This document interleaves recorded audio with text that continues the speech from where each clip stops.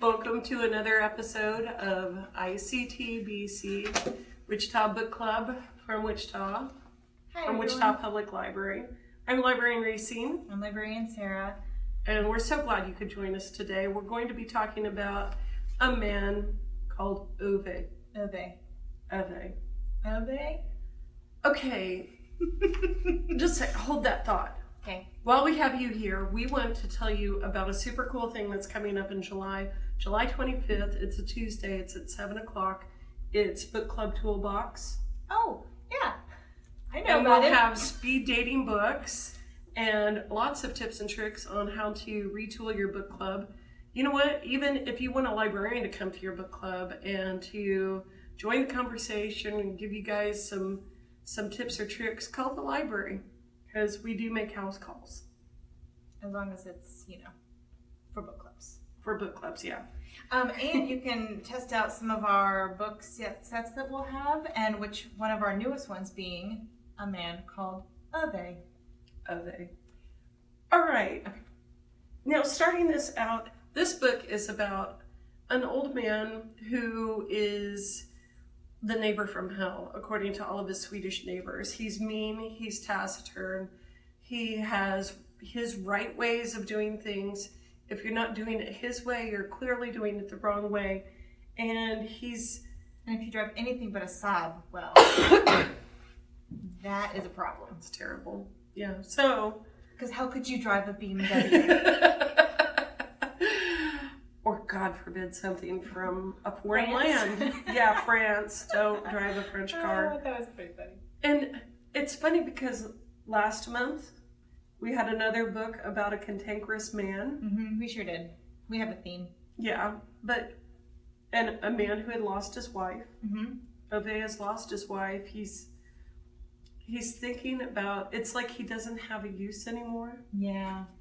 And I started reading this book and it was like, why is he putting a hook in the middle of his living room? Well, because he was like, it's a good day to put up a hook. And I was No, dude, I could totally, sorry. I hate to say that I saw that one coming. Did you? Oh, yeah. It took me a while. I was like, oh, no. And I couldn't read the book. Actually, I started it one time and set it down, and it was like, not right now. And so that's why I think of Vickery, because in that book it said there's a perfect time to read certain books, and that wasn't my time to read that book. So I'm glad we're reading it now. Is this one of those ones that's been on your list a long time? It really has. I feel like everybody recommended this book to me.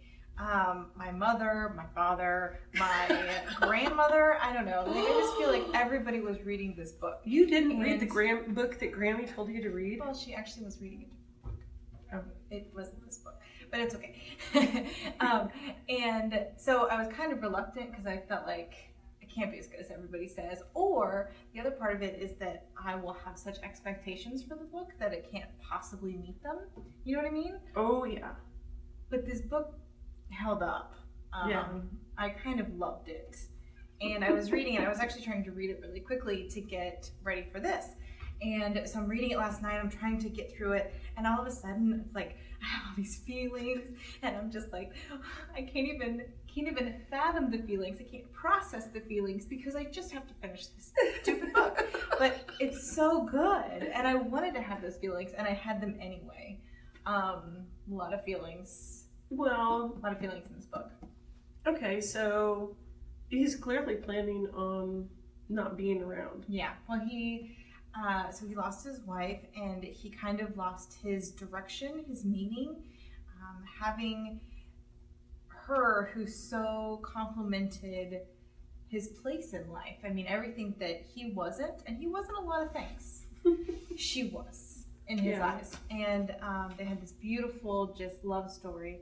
And when she goes, now that's one thing that I feel like they kind of, because the story, it's revealed every so often. It's not like, Ove lost his wife and that's why he's kind of in a bad, funky mood. He's in a bad, funky mood. They go back and then flashbacks. We realize, right. Yeah. And I kind of figured out pretty quickly that his wife was gone. I mean, and I didn't figure out that he was trying to commit suicide. But the one thing that really struck me, that because there was the clue about the wheel marks all over his floor, and I was like, oh, she's riding her bicycle inside. Like, just didn't really make sense. It didn't make sense until Parvana, okay, until she walked into the kitchen and everything was much lower, and she's just like totally taken aback. And I had those same feelings. I felt them with the characters, realizing that his wife had been in a wheelchair and wasn't able to reach. And can you imagine Ove like lovingly making his counters all shorter for his wife? Well, I mean, I don't think loving was anything to do with it. I mean, yes, of course he did it because that's it. But for him, it was such second nature. You know, she needed the cabinets lower, or she wouldn't have been able to stay at home. So he's going to make the cabinets lower. That's it. There's no emotion involved. He's just like, that's the way it needs to be, so I'm going to do it. Yeah. Well, and maybe that's the thing, is that I like the quote when he meets his wife, that everything, once his world was black and white, and then when his wife came in, his world had color. And then when the little 3-year-old is drawing pictures in the back seat of the Saab, and everybody else is black and white, and he's the only one in color. I didn't pick up on that. You just said that. I love it. Well, and I'm curious to see, we're going to peek real quick and see if anybody else is chiming in on this book. We don't have our helper today. So we are kind of trying, that's why we were late getting on, because I had some trouble with the tripod. Yeah. It happens. Yeah. Let me see what else I want to talk about while Racine's doing that. You said something about Ove being a hero. Yeah, so, I mean, Ove is clearly a hero in this book, but he's a reluctant hero. At least that's what I kind of thought. Because he, for instance, if you think about, you know, as he's kind of warming up to people, and they're thrusting they're like pushing their way into his life, you know, fine, he'll bleed the radiator, fine, he'll fix the fence, fine. And when they go to Spain, and his wife goes and takes naps, and he's the one helping all of the townspeople. I mean, he has such a quiet hero quality that it's very easy to just kind of look at him as the cover, because he's this curmudgeon-y, you know, he's been a curmudgeon since he was 8 years old. And just see that warmth within. So yeah, I call him a reluctant hero. And speaking of his, hi Mary. Hi Mary. She's here, and she says, do you recognize a person you know in his personality? Oh, I love that question. Well, and I think you were saying he was a curmudgeon at 8. I don't think he's a curmudgeon. I think it is very black and white in his world. And it's like him wanting potatoes and sausage for dinner each night. Now, would that drive you nuts? Well, and if she wants to add a little saffron to her rice, well, I guess that's all right. It still tastes pretty good. Well, but really, I mean, talking about stability. Yeah. And he was somebody who, from the age of 16 on, you know, the stability in his life was out the door. He was the only one he could count on. He was the only one he could count on. And it's like, sorry, sometimes I think back to, you know, how human beings started becoming civilized. And you had the people that were stable and liked things the way they were, and probably wanted the crops planted at the same time each year. And if we don't plant them then things are going to be off. And the hippy-dippy ones who are like, oh, let's try it a week later or a month later. But I just got this they could have been throwing off the balance. So it's like, I think of how human beings probably started. Sorry, this is my own caveman musings, but really, you know, what is the need? What is evolutionary need for human beings to be stable? And honestly, too, it's like, I know tons of Oves in my life. Do you? Oh, yeah. I know a few. I mean, it's just, they make the world go round. They've got the nuts, and we need them just as much as we need the hippy-dippy flowery ones. Yeah, I think I'm more of a Sonya. Actually, I'm probably more of a Sonya than I am an Ove. Yeah. Yeah. Yeah. We're both Sonyas. Left We're brainers not versus right brainers. Is that correct. I feel like that's what my mom would say. Yeah. Well, and going back to his name real quick. Sorry, how many of you said epitome? Oh, epitome? Epitome. For when I first started reading as a kid, it was epitome. Oh. That is the epitome of, because I Are you read saying it. I O never versus heard. Uve? Huh? Are you saying O versus Uve? Yes. I'm Well, sorry to all of y'all for. And if you caught us last month, I kind of gave Racine a hard time for her pronunciation.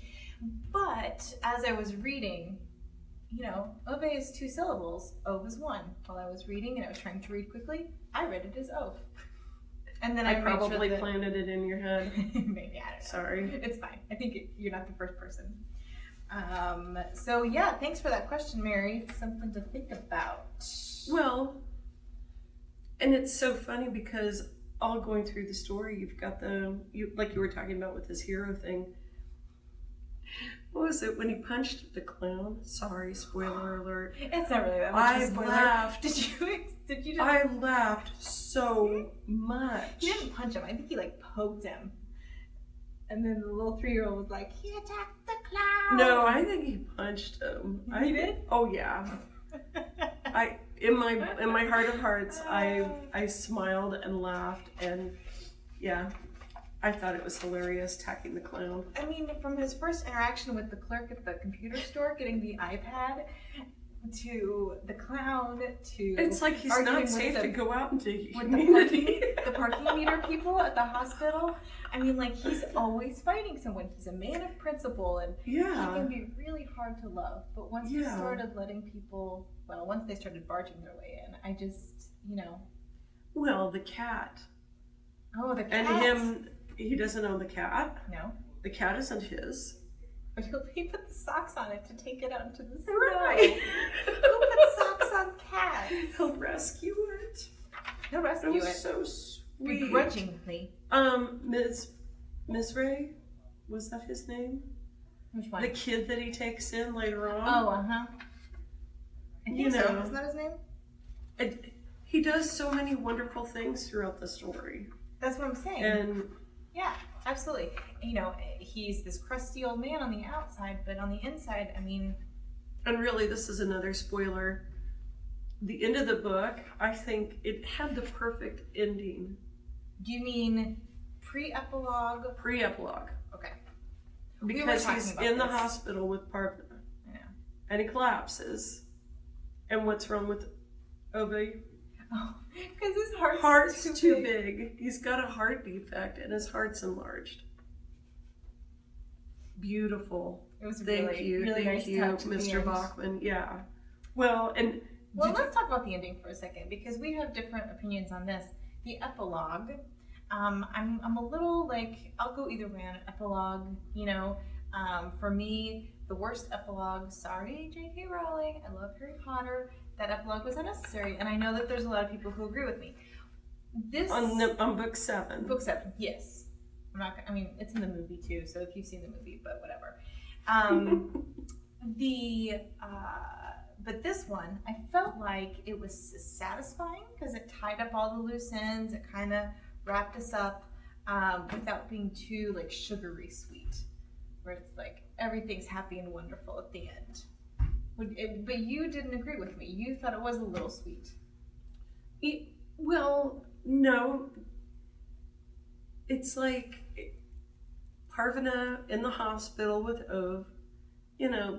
They've established he could live another 7 weeks. He could live another 7 months. He could live another 7 years. Who knows? Okay, that's life. Mm-hmm. And then, they go home. They remove traces of Ove's wife, and then it's she has her baby, and life goes on. Mm-hmm. I think it's right there. I think, I would have been satisfied with that ending right there. So, I'm not to say, the epilogue was good. It's sweet to think of all of his wife's kids coming out and to his service.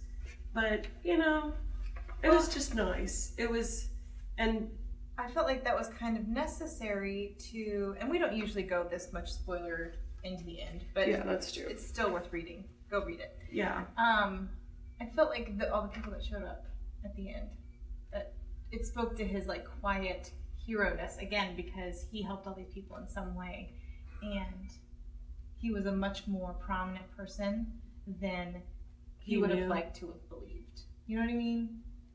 Whatever. Okay. We'll agree to disagree. We'll move on. Am I making an Ove face? That's my Ove face. So anyways, well. Okay, we started a few minutes late. Yeah, but sorry I do about that. Want to, is there anything else? Do we have anybody else on the comments? No, but I have one more thing. I would say, have you ever read Ann Tyler's books? Mm-mm.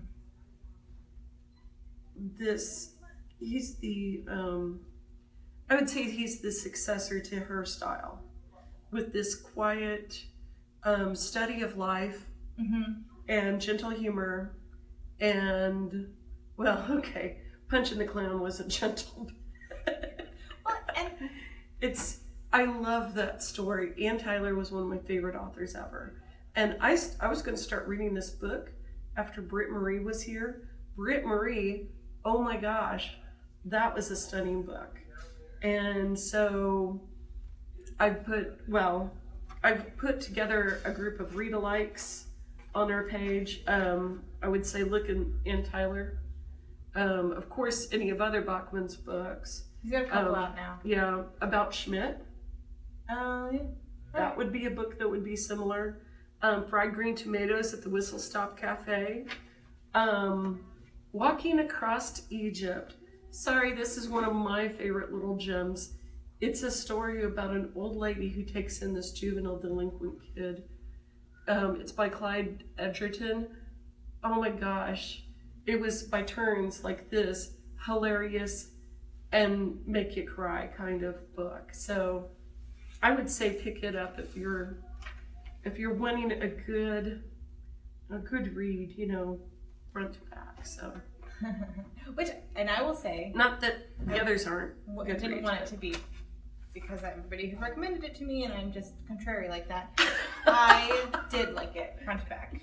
Good. And I will say, I think the one thing that this book and how it's different from the, you know, curmudgeon old man series, is that the narrator reads just like Ove would. Yeah. You know, thank you very much, and like all these little things. And so like the interactions with the cat, the interactions with the children, the interactions with his neighbors, the interaction with where you just don't drive in the residential areas, no vehicles in the residential areas. And this is, you know, like just the narrator provides so much insight and humor into his character that it's almost like Ove is narrating his own story. Yeah.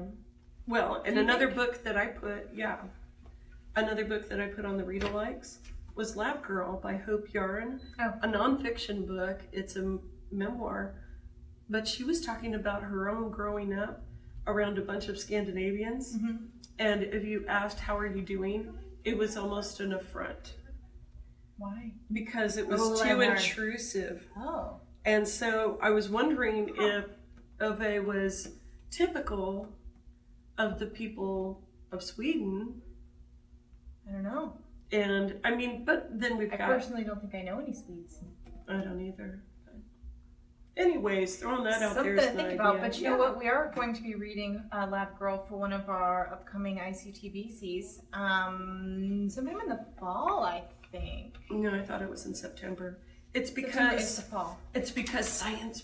Well, never mind. I don't know what we can talk about. Hey, you know what? Let's talk about what we're reading next week. What month? What you are reading? Racine decided to take a vacation, so we're gonna have our special guest, probably Stephanie, our third behind-the-scenes person, come out in front of the camera and discuss Unbroken by Laura Hillenbrand.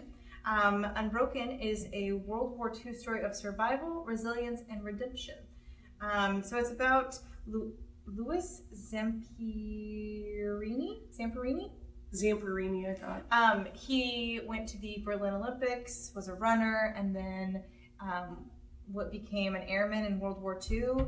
His plane crashed, he survived, and so it's this story of survival and redemption and all these different things. They spent like 45 days on that raft, right? In the I sea, am stranded. completely unfamiliar with the story, so I'm actually going It's a to good book. probably You're going to be. all going to be new to me. Yeah. But She's a great nonfiction writer. I read her Seabiscuit. I actually had to read it in college. Really? And I remember this class, and hopefully my professor's not watching, but I didn't read all of those books that I had to read in my English class. And but Seabiscuit I did read. I did really enjoy it cover to cover, and so I'm looking forward to this one. So any final thoughts, Racine? Thank you so much for joining us today. Thank you, and we'll see you next month. Be sure to keep commenting along, and we'll join you in the comments, okay? Bye-bye.